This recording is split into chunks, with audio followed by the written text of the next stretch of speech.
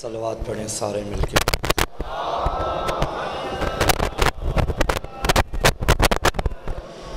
بار دیگر بآواز بلند صلوات پڑھیے۔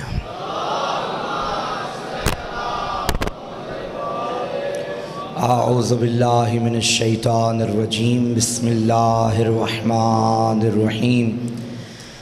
الحمد للہ رب العالمین والعاقبۃ للمتقین والجنۃ للمؤمنین والنار للمنافقین۔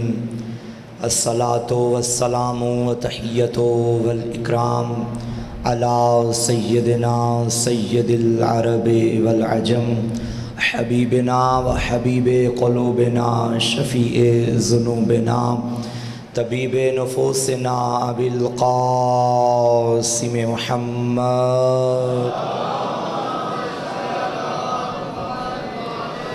وآلہ طیبین الطاہرین المعصومین المظلومین المنتخبین المنتجبین، ولعنۃ اللہ علی اعدائہم ومکسر فضائلہم ومنکر ولایتہم اجمعین۔ اما بعد فقد قال سبحانہ وتعالی فی کتابہ المجید، بسم اللہ الرحمن الرحیم۔ ان ھذا صراطی مستقیما فاتبعوہ ولا تتبعوا السبل فتفرق بکم عن سبیلہ، ذالکم وصاکم بہ لعلکم تتقون۔ صلوات۔ السلام علی الحسین وعلی علی بن الحسین وعلی اولاد الحسین وعلی اصحاب الحسین وعلی اخوات الحسین۔ اللہم ارزقنا فی الدنیا زیارت الحسین وفی الآخرۃ شفاعت الحسین، واکتبنا من زوار الحسین، واجعلنا من الباقین فی عزاء الحسین۔ صلوات۔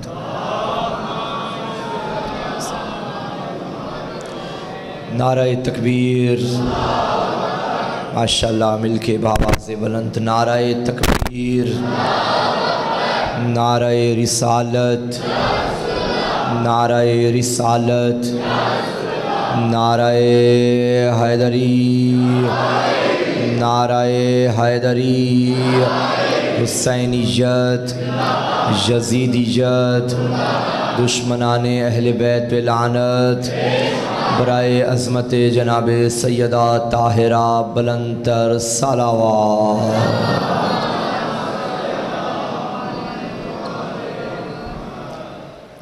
اجازت ہے میاں سے ماشاءاللہ۔ تمام تعریفیں اس اللہ کے لیے جس نے ہمیں جنت میں بھیجنے سے پہلے جنت کے ماحول سے آشنا کرنے سے پہلے مجلس حسین کی ہوا عطا کی ہے۔ جنت کے ماحول سے آشنا کرنے کے لیے اس نے ہمیں مجلس کی ہوا عطا کی ہے۔ یہ وہ عظیم ذکر ہے کہ جس کے ذکر کی تاثیر کا یہ اثر ہے۔ اس جنت نما ماحول کی فضا کا یہ اثر ہے۔ تمہیں یہ ہوا لگ رہی ہے، عرشیوں کا یہ تبرک بن رہی ہے۔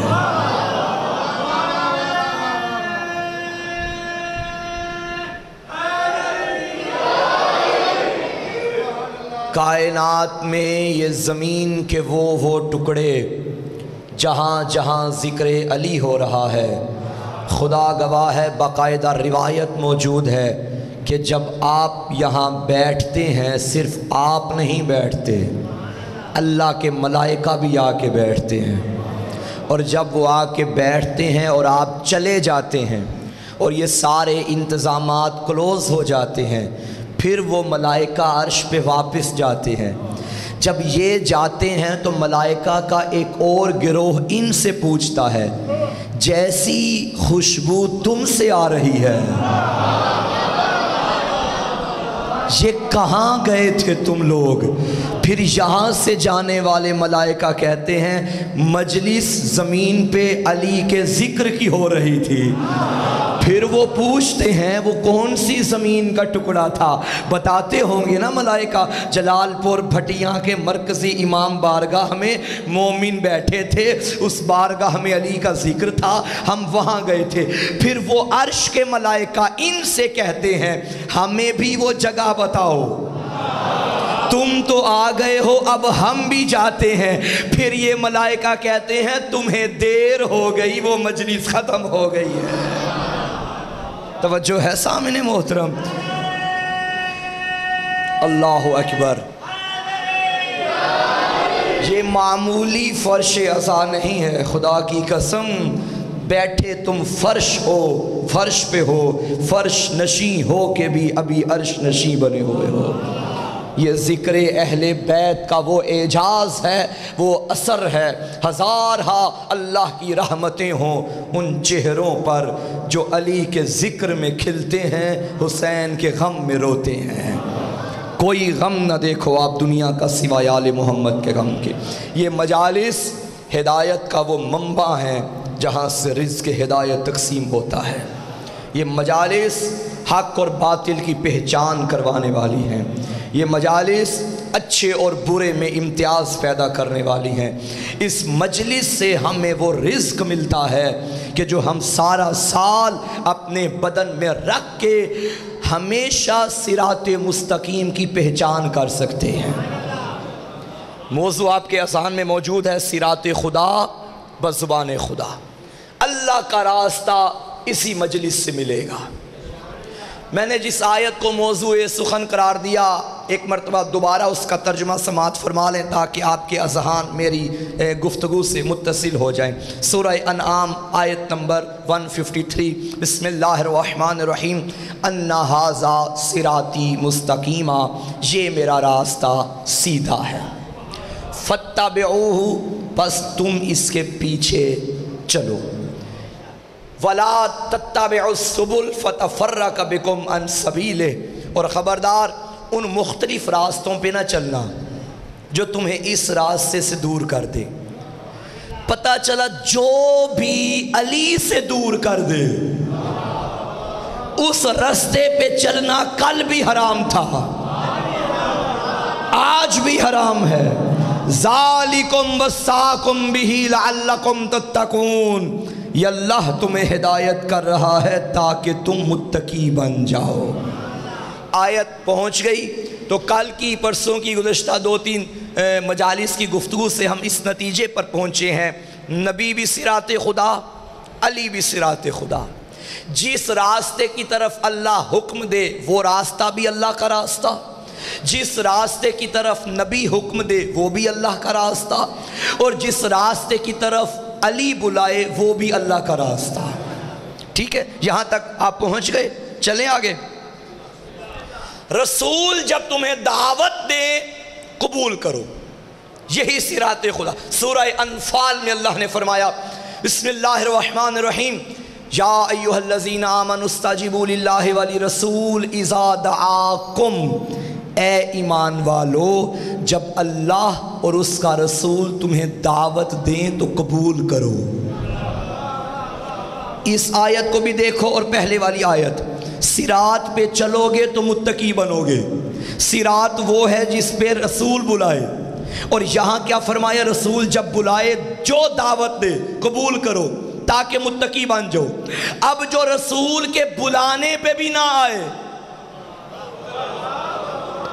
وہ کچھ اور تو ہو سکتا ہے، متقی نہیں ہو سکتا۔ تو جو متقی نہیں ہو سکتا اس کی کیا اوقات ہے کہ امام المتقین کے مقابلے میں آئے؟ جو متقی نہیں سرے سے۔ متقی تب بنو گے جب رسول کی دعوت پہ لبیک کہو گے۔ تمام عالم اسلام سے سید زادے کا سوال ہے، اٹھاؤ نبی کی سیرت کی کتابیں، کون کون سی دعوتیں رسول نے تمہیں دی؟ جو جو دعوتیں دی ہیں ان دعوتوں کو قبول کرو، قبول کرو گے تو متقی بنو گے۔ بڑی بڑی دعوتیں ہیں مکی اور مدنی زندگی میں، مگر دو دعوتیں بڑی انمول ہیں۔ ایک وہ جو ایک اپنے اعلان رسالت کے آغاز میں دی تھی، دوسری وہ جو ظاہری زندگی کے اختتام پہ دی تھی۔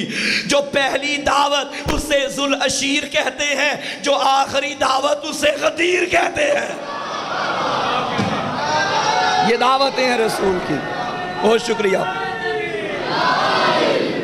اب بتاؤ رسول نے یہ دعوتیں دی ہیں یا نہیں؟ سارے بولو، دی ہیں۔ اور اللہ نے کیا فرمایا؟ جب رسول دعوت دے تو قبول کرو۔ یہی صراط خدا ہے، صراط خدا پہ چلو گے تو متقی بنو گے۔ اب تلاش کرو جو ذوالعشیرہ میں دعوت دی، تب نبی نے تمہیں بلا کے دیا کیا تھا؟ جو غدیر میں دعوت دی تمہیں اکٹھا کر کے دیا کیا تھا؟ جو دعوت ذوالعشیرہ میں دیا اسے لا الہ الا اللہ کہتے ہیں، جو میدان غدیر میں دیا اسے علی ولی اللہ کہتے ہیں۔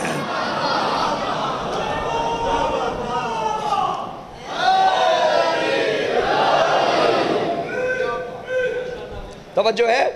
یہ استدلال جو میں قرآن کی آیتوں سے کرتا ہوں یہ اپنے کرتاس سے دل پہ نوٹ کریں، زندگی کے کسی موڑ پہ کام آئیں گے۔ جو کہتے ہیں ہمارے لیے کتاب کافی ہے، انہیں کہہ رکھیں کتاب، کتاب سے ہی ہم بتائیں گے علی حق ہے۔ توجہ ہے سامعین محترم؟ پہلی دعوت ذوالعشیر، آخری دعوت میدان غدیر۔ پہلی وہ جو ابو طالب کے گھر میں ہوئی۔ یہ ابو طالب کا گھر کہاں ہے؟ کون سے شہر میں؟ مکہ میں۔ مکہ میں اللہ کا اپنا گھر موجود تھا۔ میرا سوال ہے پھر وہ توحید کے جلسے ابو طالب کے گھر میں کیوں کر رہا ہے؟ تو سارے مسلمان یہ جواب دیں گے مولانا وہ وقت تھا جب اللہ کے گھر میں بت رکھے ہوئے تھے، اور جہاں بت ہوتے ہیں وہاں توحید کے جلسے نہیں ہوتے۔ تو مان لے جب رحمان کے گھر میں بت تھے تب بھی عمران کے گھر میں بت نہیں تھے۔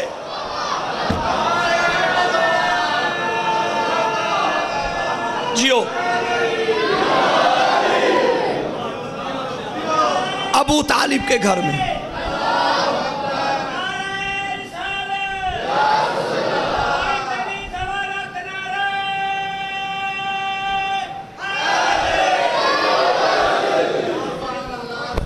جلسہ ابو طالب کے گھر، 3 دن تک اس جلسے کی نشستیں رہیں۔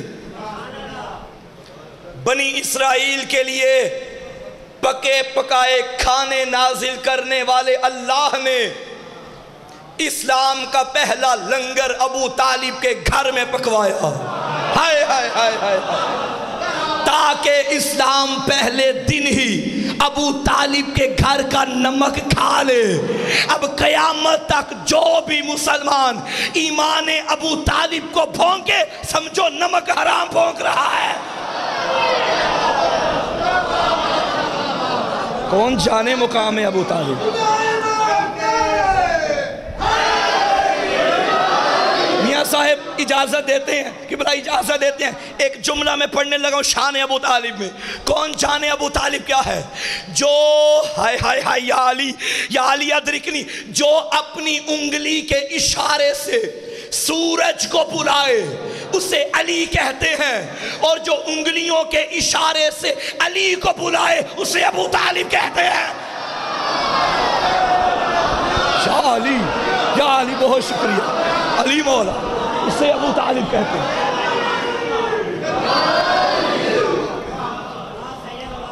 تین دن تک جلسہ۔ یہ جو ابو طالب کے گھر میں لنگر پکا تھا، پکانے والا کون تھا؟ بنت اسد۔ بنت اسد کے ہاتھوں کی پکی ہوئی روٹیاں اسلام نے کھائیں۔ 3 دن تک جلسہ ہوتا رہا۔ پہلی تقریر سے پہلے لنگر تقسیم کیا گیا، لوگوں نے لنگر کھا لیا۔ رسول کی تقریر کی باری آئی، کھانے والے کھا کے چلے گئے، بات پھر وہیں رہ گئی۔ بلانے کا مقصد کیا؟ یہ کچھ ایسے اس مزاج کے لوگ ہوتے ہیں، لنگر مل گیا تو چلو گھر، اب کون سا مولوی اور کون سا ذاکر، بٹ ٹھیک ہے جو مقصد تھا وہ پورا ہو گیا. ایسے لوگ بھی اس دور میں بھی تھے. لنگر کیا چلے گئے. دوسرا دن آیا لنگر کیا، رسول کھڑے ہونے لگے، یہ پھر چلے گئے. تیسرا دن لنگر کیا، اب شاپر مجھے نہیں معلوم کہ شاپر تھا یہ کیا تھا.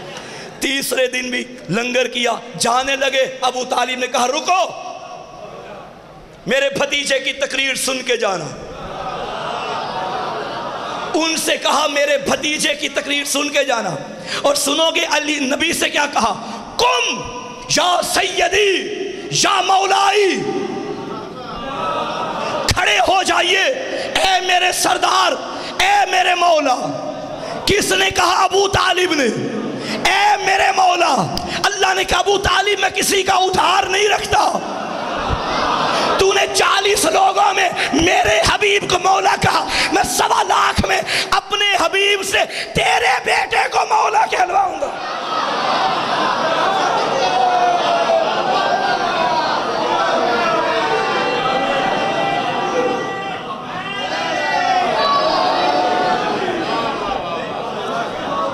یہ پہلی دعوت رسول کی، یہی صراط خدا ہے. اچھا آپ کو اگر میری گزشتہ تقریریں یاد ہیں تو میں نے کیا کہا تھا، جو رسول کی مکمل اتباع کرنے والا ہے وہ رسول کی جگہ پہ ہوگا. اب نبی نے پوچھا کون ہے جو میری اتباع کرے؟ بیٹھنے والے بیٹھے رہے، کھڑا ہونے والا کھڑا ہوا. لبیک یا رسول اللہ. نبی نے فرمایا یا علی آپ بیٹھ جائیے 1 منٹ. پھر پوچھا کون ہے جو میری اتباع کرے؟ پھر دائیں بائیں سارے دیکھتے رہے. پھر علی اٹھے. تیسری مرتبہ پھر پوچھا، پھر علی اٹھے. یہ جو نبی بار بار بٹھا رہے تھے یہ موقع دے رہے تھے کہ کل کو یہ نہ کہیں کہ ہمیں موقع ہی نہیں دیا. بار بار علی کو اٹھاتے رہے. 3 مرتبہ علی اٹھے. تیسری مرتبہ رسول نے بلا کے فرمایا ہاذا خلیفتی، یہ میرا خلیفہ ہے. ہاذا اخی، یہ میرا بھائی ہے، یہ میرے بعد میرا جانشین ہے. علی نے فرمایا میں آپ کی اتباع کروں گا. اب پہلی دعوت یہ، دوسری دعوت میدان غدیر میں. دونوں میں فرق یہ ہے، دعوت ذوالعشیر میں علی اپنی مرضی سے اٹھے، دعوت غدیر میں اللہ کی مرضی سے اٹھے. کیونکہ غدیر سے پہلے علی اللہ کی مرضیاں خرید چکا تھا. اب جو اللہ کی مرضی وہی علی کی مرضی، جو علی کی مرضی وہی اللہ کی مرضی. یہ دوسری دعوت. مجمع اکٹھا کیا، آگے والوں کو پیچھے بلایا، پیچھے والوں کو ساتھ ملایا. ابھی قبلہ فرما رہے تھے نا کہ مصائب غور سے سنا کریں، ایک ایک لفظ میں درس ہے. اسی طرح فضائل بھی غور سے سنا کریں، ایک ایک لفظ میں درس ہے. جہاں اعلان ولایت ہونا تھا آگے والوں کو پیچھے ملایا، پیچھے والوں کو ساتھ ملایا. گویا نبی نے بتا دیا ہماری ولایت وہ نقطہ اعتدال ہے، نہ اس سے آگے جانا ہے. اور جو پیچھے رہ گئے وہ بھی ذرا اپنی معرفت بڑھائیں، ہمارے ساتھ ملیں. یہی نقطہ اعتدال. منبر پالانوں کا. ابھی پہنچے ہی تھے جبریل آئے. رسول نے سلیمان سے کہا سلیمان جی وارث ایمان منبر بناؤ. یا رسول اللہ منبر یہاں کہاں سے منبر آئے گا؟ صحرا چٹیل میدان، منبر دور دور تک کوئی منبر نظر نہیں آ رہا. اچھا پھر ایسا کرو بناؤ. لا نہیں سکتے تو بناؤ. سلیمان نے کہا یا رسول اللہ بنانا بھی کہاں سے ہے؟ کوئی چیز نہیں، کوئی کارپینٹر نہیں. فرمایا میں مشورہ دیتا ہوں، یہ جو اونٹوں کے اوپر پالان ہے انہیں اتارو اور ان کا منبر بناؤ. میں کہوں گا یا رسول اللہ آپ کا کام تھا خطاب کرنا، ان کے ذمے لگا دیتے جیسا مرضی منبر بنائیں. لیکن آپ نے خود کیوں مشورہ دیا کہ جیسے میں بتاؤں ویسے منبر بناؤ؟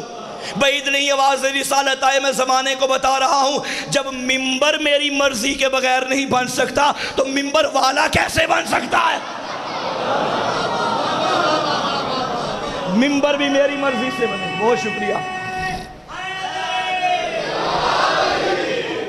ممبر بھی میری مرضی سے بنے گا، ممبر والا بھی میری مرضی سے بنے گا. آپ لیٹ ہو گئے آج. ممبر بھی میری مرضی سے بنے گا، ممبر والا بھی میری مرضی سے بنے گا. پالان، ہائے ہائے ہائے، خدا کی قسم میں خود وجد میں آ گیا ہوں. پالان، اوپر پالان، اوپر پالان، اوپر نبیوں کا سلطان، ہاتھ میں کل ایمان، یعنی فرزند حضرت عمران. جو خوش ہوا وہ سلیمان، جو جل گیا وہ شیطان. علی مولا، علی مولا.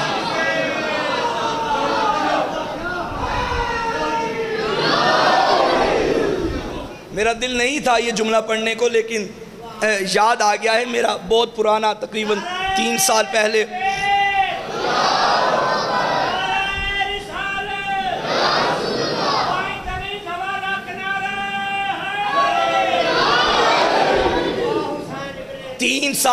میں نے کسی مقام پہ کہا تھا، اور وہ کلپ بھی بڑا وائرل ہوا سوشل میڈیا پہ، اسپیشلی غدیر کے ایام میں. وہ میں نے کہا تھا کہ بڑی گرمی تھی نا میدان غدیر میں. سوال کرتے ہیں کتنی گرمی تھی، تو میں ایک ہی جملے میں بتا دیتا ہوں، اتنی گرمی تھی میدان غدیر میں جس کی آگ ابھی تک لوگوں کو لگی ہوئی ہے.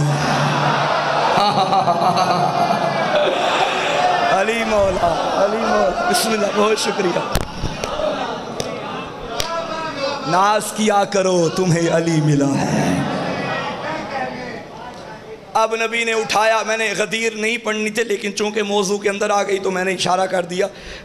علی کو پکڑ کے بلند کیا، صرف بازو بلند نہیں کیا. یاد رکھیے گا، یہ جو اکثر تصاویر بنی ہوتی ہیں نا کہ رسول نے علی کو یوں کر کے، یعنی یوں کر کے دونوں بھائیوں کے بازو، جو میں نے روایت پڑھی ہے بازو بلند نہیں کیا، آگے علی کو کھڑا کیا، دونوں بازو پکڑے یوں. گویا یوں کہوں کہ علی کا بازو بلند نہیں کیا، علی کو بلند کیا. 1.25 لاکھ کو نظر علی آ رہے تھے، آواز نبی کی آ رہی تھی. یوں آگے کھڑا کر کے، دونوں بازو بلند کر کے. اب جملہ سننا، آیت کیا تھی؟ انا ھذا صراطی مستقیما، یہ میرا راستہ سیدھا ہے. یہ اللہ نے ھذا کہتے ہیں قریب والی شے کو. یہ اللہ کے پاس کون سا جو راستہ تھا جو کہا ھذا، یہ والا راستہ. اس ھذا کو سمجھنے کے لیے میں نے ساری تاریخیں پڑھ لی، تفسیروں کا مطالعہ کر لیا، نبی کی ساری زندگی کا مشاہدہ کر لیا کہ یہ ھذا اللہ نے کیوں کہا. یہ تو میدان غدیر میں پتہ چلا. قرآن میں اللہ نے کہا تھا انا ھذا صراطی مستقیما، نبی نے غدیر میں بتا دیا. جسے وہ ھذا سمجھ نہیں آیا تو دیکھو وہ ھذا کیا ہے. من کنت مولا فھذا.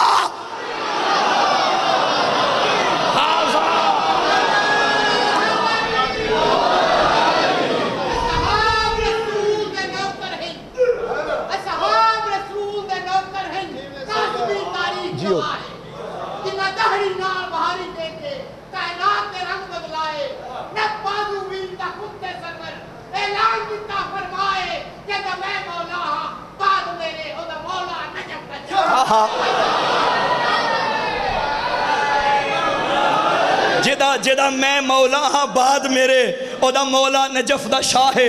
یہ جملہ بتا رہا ہے ہر کسی دا نجف دا شاہ مولا نہیں. نجف دا شاہ او دا مولا ہے جیتا مولا محمد ہے. ہر کسی دا نہیں، ہر کسی دا نہیں. من کنت مولا فھذا، ھذا یہ والا.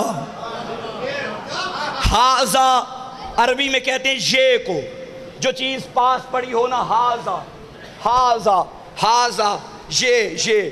جسے انگلش میں بچوں کہتے ہیں دس، اور جو دور چیز ہو اس کو کہتے ہیں ڈیٹ. دس، ڈیٹ. کیا مطلب؟ یہ وہ. عربی میں کہتے ہیں ھذا ذالکا.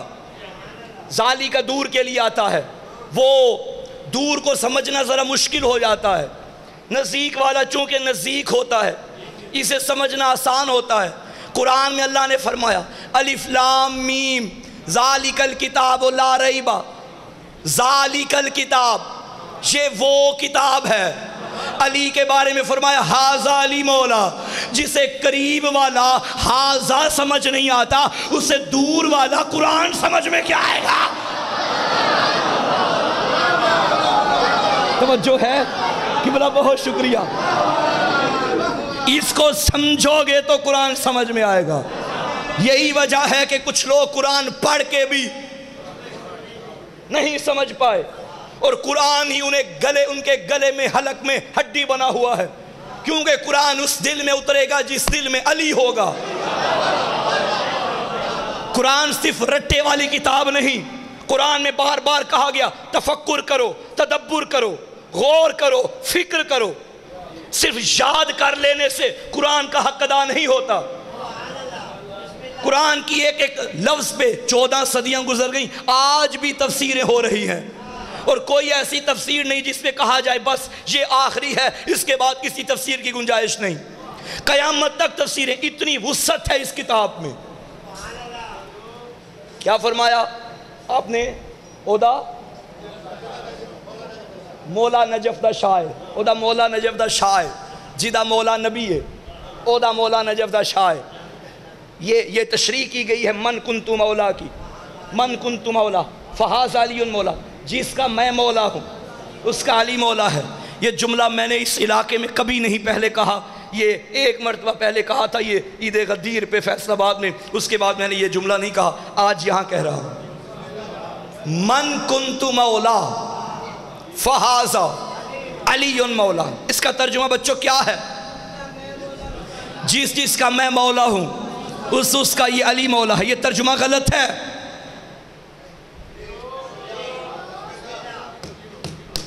جس کا میں مولا ہوں اس کا یہ علی مولا ہے۔ میں پھر کہہ رہا ہوں ترجمہ غلط ہے۔ جس کا میں مولا ہوں اس کا یہ علی مولا ہے۔ قبلہ تشریف فرما ہے، جسارت ہو رہی ہے۔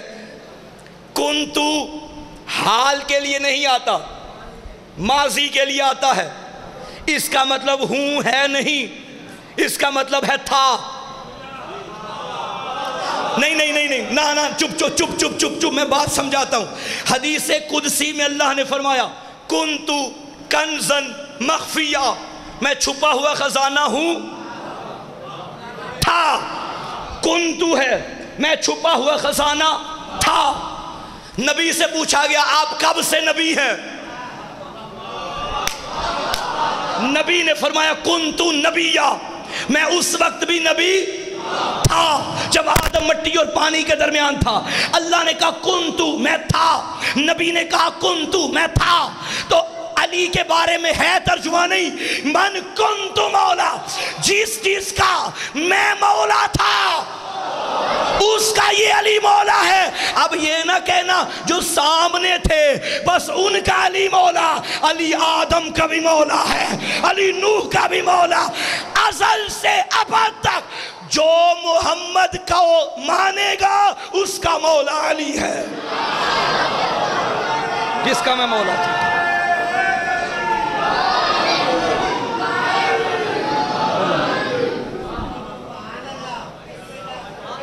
جس کا میں مولا تھا اب اس کا یہ علی مولا ہے۔ اور یہ بھی سمجھیے گا غدیر میں علی کی ولایت کا اعلان ہوا ہے، علی کو ولایت ملی نہیں ہے۔ جس طرح 40 سال کی عمر میں نبی نے نبوت کا اعلان کیا تھا، نبوت ملی نہیں تھی۔ نبی جب تب نبی تھا جب آدم بن رہا تھا، تو علی بھی تب ولی تھا جب آدم بن رہا تھا۔ غدیر میں صرف اعلان ہوا ہے، اعلان ہوا ہے۔ یہی صراط خدا ہے، یہ وہ عظیم دولت ہے جو اللہ نے ہمیں عطا کی ہے۔ من کنت مولاہ فہذا علی۔ میں یہ جو حدیث ہے، آیت حدیث غدیر من کنتو، اس میں بڑی بڑی کتابیں لکھی گئی. ایک کتاب ہے الغدیر، علامہ امینی کی کتاب الغدیر. کیا بات ہے، 11 جلدیں علامہ امینی نے لکھی ایک حدیث پہ، من کنت مولا پہ. یہ معمولی بات نہیں ہے بھائی، 11 جلدیں صرف ایک حدیث پہ. اور اس کا اردو ترجمہ بھی آ چکا ہے غدیر کے نام سے. وہ 6 جلدوں پہ مشتمل، 6 یا 7 جلدوں پہ. خریدیے گا، پڑھیے گا ایک حدیث پہ. اور اس کتاب کا کمال یہ ہے کہ وہ تمام غیر شیعہ راویوں سے روایتیں لے کے اس کتاب میں لکھا گیا ہے کہ کس کس نے علی کی ولایت کو مانا. اور یاد رکھیے گا حدیث کے بارے میں یہ دیکھا جاتا ہے کہ اس کا راوی کون ہے. جتنی حدیثیں نبی کی ہیں سب سے زیادہ راوی جس حدیث کے ہیں وہ حدیث غدیر ہے. اور اس حدیث کا کوئی منکر نہیں ہو ہی نہیں سکتا. بس ڈنڈی یہ مارتے ہیں کہ مولا کا ترجمہ بدل دیتے ہیں. تبدیل کر نہیں سکتے، انکار کر نہیں سکتے، بس ترجمہ مولا کا وہ بدل دیتے ہیں، دوست بنا لیتے ہیں. یعنی جس کا میں دوست، جدہ میں یار، کسی دے بولو جدہ میں یار.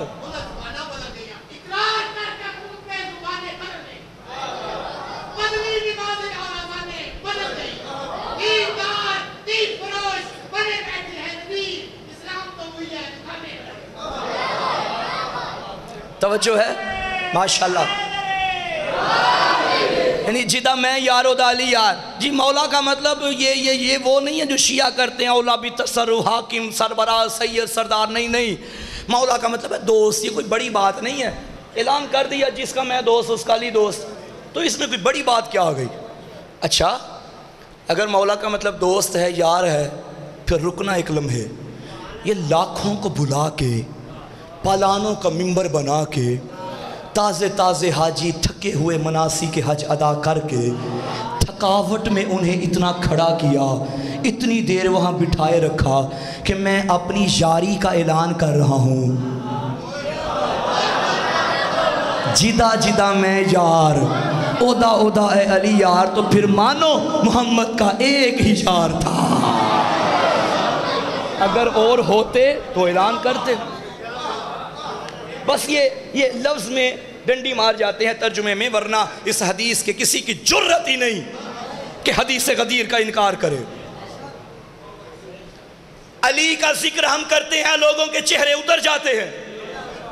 ان سے پوچھیں وہ کہ نہیں جی ہم بھی علی کو مانتے ہیں،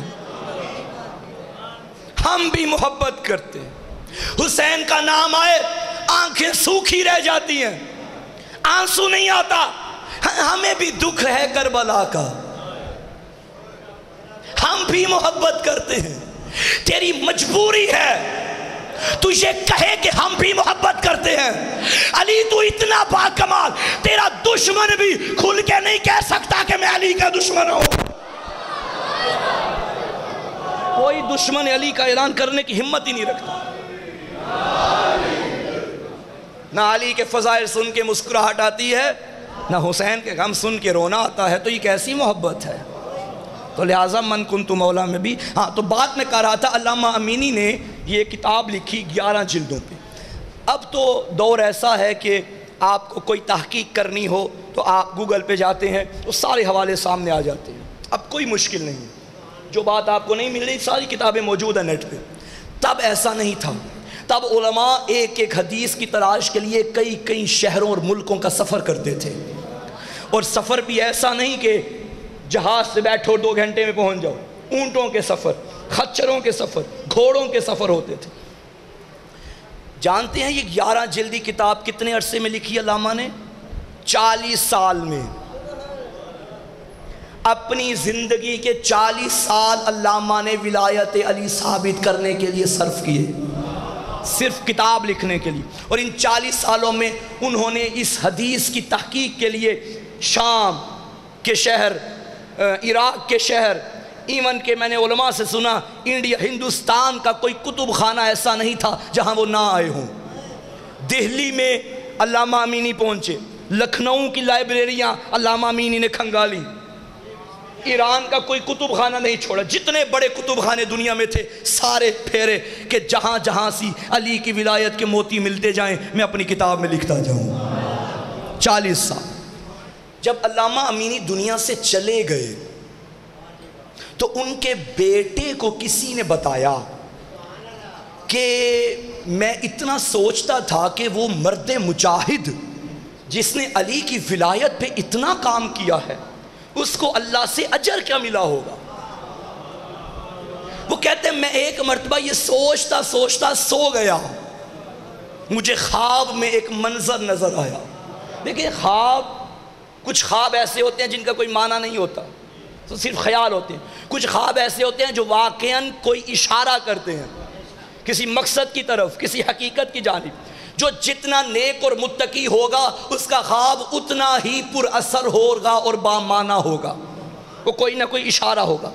وہ عالم دین کہنے لگے میں سو گیا، میں نے خواب میں دیکھا محشر کا میدان سجا ہے، سایہ کچھ بھی نہیں سوائے لواء الحمد کے، پانی سے پورا محشر پیاس سے تڑپ رہا، پانی کہیں بھی نہیں سوائے کوثر کے۔ علی کھڑے ہیں حوض کوثر پہ، سامنے انسانوں کی ایک لائن ہے وہ آخر تک، آخر میں کھڑے ہیں علامہ امینی، سارے گرمی میں پیاس میں تڑپ رہے ہیں۔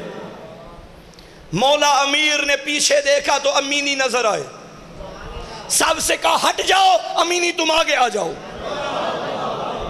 پھر علی نے کیا کوثر کے پانی علی نے ہاتھوں میں لیا، علامہ امینی کے چہرے پہ پھیرا اور پھیر کے علی نے فرمایا میرا اللہ امینی کا چہرہ محشر میں ایسے چمکا دے جیسے یہ دنیا میں میری ولایت کو چمکاتا رہا ہے۔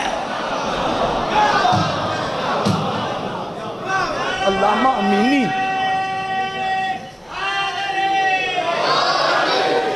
ولایت پہ کام کرنا بڑا اجر ہے، یہ وہ دولت ہے، خدا کی قسم ناز کیا کرو اس دولت عظیم پر، اس دولت عظمیٰ پر۔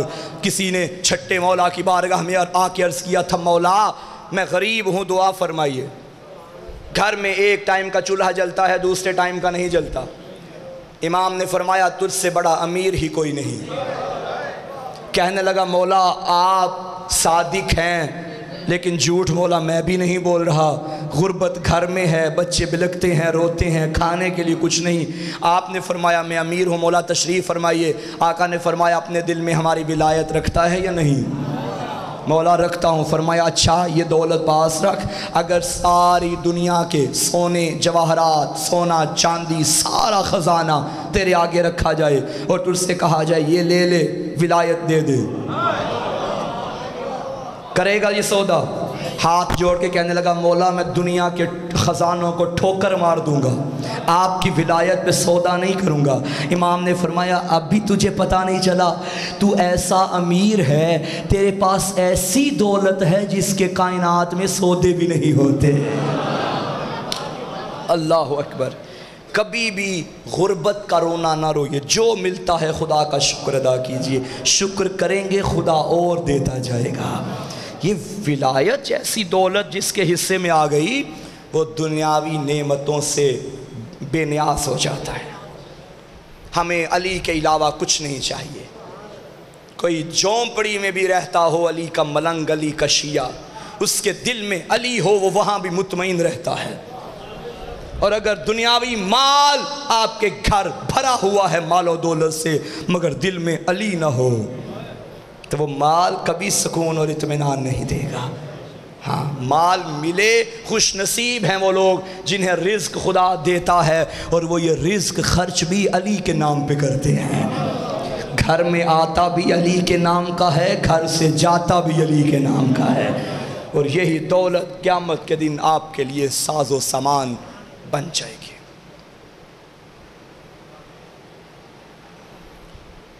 3 شعبان اللہ نے سیدہ کو حسین عطا کیا۔ جس گھر میں بھی کوئی بیٹا آئے دنیا میں وہ گھر والے مٹھائیاں تقسیم کرتے ہیں، خوشیاں مناتے ہیں۔ یہ وہ بیٹا تھا محمد کا ہاتھوں میں لے کے رسول رونے لگے ہیں۔ سیدہ نے پوچھا بابا اللہ نے مجھے لال عطا کیا ہے، خوشی کا موقع ہے، آپ رو کیوں رہے ہیں؟ فرمایا فاطمہ ابھی ابھی جبریل آیا تھا، مجھے بتا کے گیا ہے یا رسول اللہ، اللہ فرما رہا ہے تیرا یہ بیٹا کربلا میں پیاسا مارا جائے گا، تیرا یہ بیٹا بے جرم و بے خطا مارا جائے گا۔ ماؤں کو بیٹے بڑے پیارے ہوتے ہیں۔ عزادارو جب بیٹے کے قتل کی خبر سنی تڑپ گئی محمد کی بیٹی، بابا میرے حسین کو کون مارے گا؟ فرمایا زہرا میری امت مارے گی۔ امت کا نام سنا تڑپ کے کہنے لگی بابا مسلمان ماریں گے؟ ہاں زہرا مسلمان ماریں گے۔ میرے حسین کا جرم کیا ہوگا؟ نبی نے فرمایا جرم یہی ہے یہ تیرا بیٹا ہے۔ ہائے میں قربان جاؤں۔ تب تڑپ کے کہنے لگی بابا پھر مجھے یہ بتائیے جب مارنے والے اتنے ہوں گے بچانے والا بھی کوئی ہوگا؟ تب فرمایا نہیں زہرا نہ میں ہوں گا نہ تو ہوگی، نہ علی ہوں گے نہ حسن ہوگا، کوئی نہیں ہوگا۔ تب ایک مرتبہ عزادارو تمہاری دعائیں کرنے لگی زہرا، کہنے لگی بابا اگر بچانے والا کوئی نہیں کیا رونے والا بھی کوئی نہیں؟ میں قربان جاؤں بی بی تیری عظمت پہ۔ نبی نے فرمایا نہیں بطول اللہ ایک قوم پیدا کرے گا، اس قوم کے بچے تیرے بچوں کو روئیں گے، اس قوم کے جوان تیرے جوانوں کو روئیں گے، اس کی عورتیں تیری بیبیوں کو روئیں گی۔ یہ جملہ سننا تھا۔ صدیقہ بیٹی تڑپ کے کہنے لگی بابا میں آپ کی سچی بیٹی وعدہ کرتی ہوں جو بھی میرے حسین کو روئے گا میں قیامت کے دن اس وقت تک جنت میں قدم نہیں رکھوں گی جب تک عزاداروں کو نہ لے جاؤں۔ اجرکم اللہ۔ کبھی سوچا تم نے وہ 14 صدیاں پہلے مارا گیا میرا غریب امام، آج تم ایسے روتے ہو جیسے یہ کل کا واقعہ ہو؟ تم دعا ہو محمد کی بیٹی کی، اللہ کی بارگاہ سے زہرا نے تمہیں دعاؤں سے مانگا ہے۔ 2 چیزیں اللہ سے مانگی، ایک عزادار مانگا ایک علمدار مانگا۔ عزادار بھی حسین کا، علمدار بھی حسین کا مانگا۔ عزاداروں میں نے کل عرض کیا تھا بڑی مشکل سے ماں کی قبر کو جدا کیا حسین نے۔ وہ جو نبی نے خبر دی تھی کربلا میں مارا جائے گا، اس کربلا کو آباد کرنے جنگل بسانے حسین آ گئے ہیں۔ آج 4 محرم ہے، 2 دن ہو گئے عالیہ جنگلوں میں آ گئی ہے۔ ارے وہ جو گھر سے باہر قدم نہیں رکھتی تھی اللہ جانے اب عاشور تک یہاں کیسے گزارا کرے گی۔ وہ قافلہ جو مدینے سے چلا تھا 2 محرم رہوار حسین اس جنگل پہ آ کے رک گیا۔ حسین کی آنکھوں میں آنسو تھے، ہمت نہیں تھی میں زینب کو کیسے بتاؤں۔ ایک مرتبہ فرمانے لگے عباس یہاں کوئی قریب انسان مل جائے تو بلا کے لا۔ حضرت عباس نے ایک اس بندے کو بلایا جس کی داڑھی سفید تھی، کمر جھکی ہوئی تھی۔ امام نے پوچھا ایوہ الشیخ اے ضعیف بتا اس زمین کا کیا نام ہے؟ کہنے لگا اسے ماریا کہتے ہیں۔ امام نے پوچھا کوئی اور نام ہے؟ کہنے لگا اسے نینوا کہتے ہیں۔ امام نے پوچھا کوئی اور نام ہے؟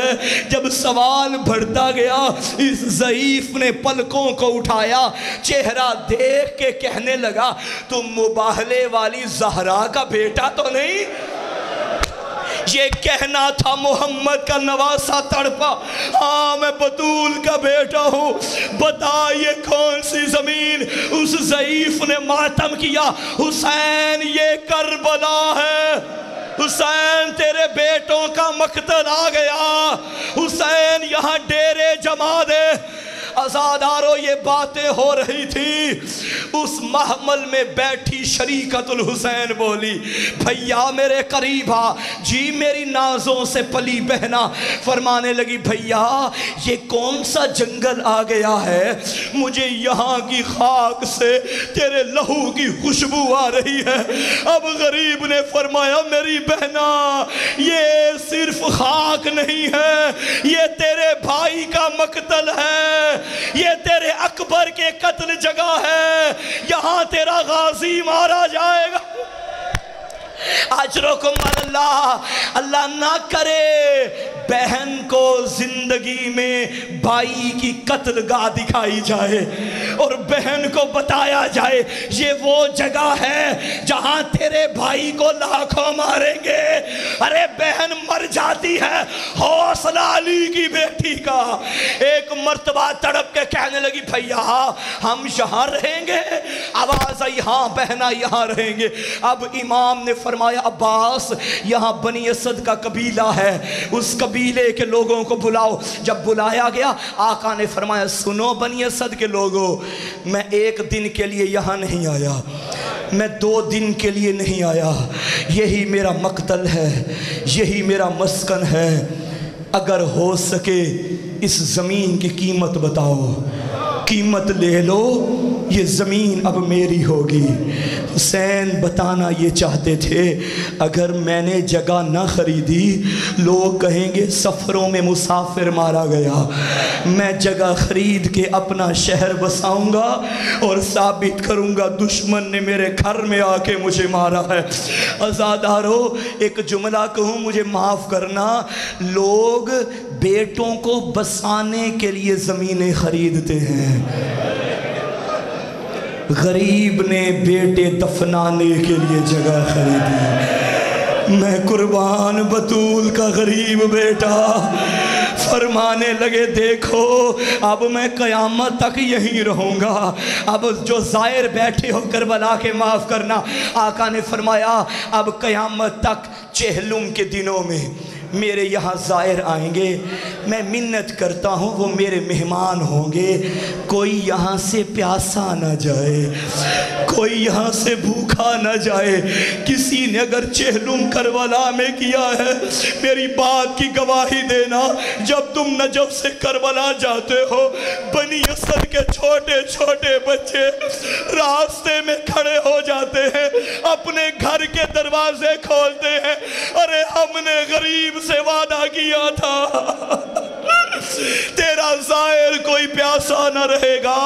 امام نے فرمایا او مردو اگر عاشور کو ہمارے لاشیں یہاں بے کفن پڑے رہیں، اگر ہو سکے تو ہمارے لاشیں دفن کر دینا۔ پھر فرمایا مردو جاؤ اب اپنی عورتوں کو لے کے آؤ، اللہ کرے کوئی اتنا بھی غریب نہ ہو جائے۔ جنت کا سردار بنی اسد کی عورتوں سے کہنے لگا دیکھو میں زینب کا بھائی ہوں، میں فاطمہ کا بیٹا ہوں، اگر تمہارے مرد دفن نہ کر سکے فرات میں پانی بھرنے کے بہانے آنا، ہماری لاشوں پہ مٹی ڈال دینا۔